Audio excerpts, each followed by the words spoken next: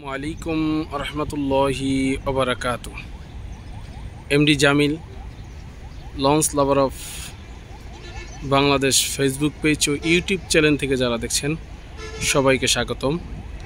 আপনারা দেখছেন MB eagle 3 চাঁদপুরের স্পিরিট স্টার, যা ঠিক 4টা 30 মিনিটে ঢাকা সদরঘাট ত্যাগ করে ঢাকা চাঁদপুরের উদ্দেশ্যে ছেড়ে যাচ্ছে এমবি ঈগল 3।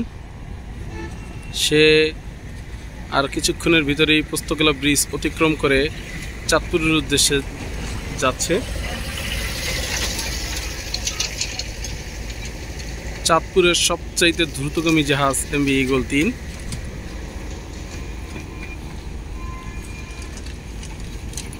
যা একসময় ঢাকা বগা পটুয়াখালী রুটে সার্ভিস দিত, এখন সে ঢাকা চাঁদপুর রুটে নিয়মিত সার্ভিস দিয়ে থাকে।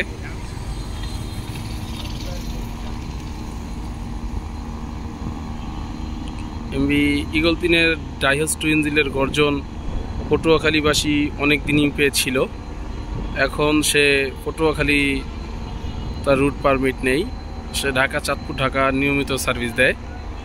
এমবি ঈগল 3 পটুয়াখালী রুটে যুক্ত হয়ে সে পটুয়াখালী সবার লাস্টে ছেড়ে ঢাকা সদরঘাট পৌঁছে যেত এবং ঢাকার থেকে সবার লাস্টে ছেড়ে পটুয়াখালী সবার আগে পৌঁছে যেত এমবি ঈগল 3।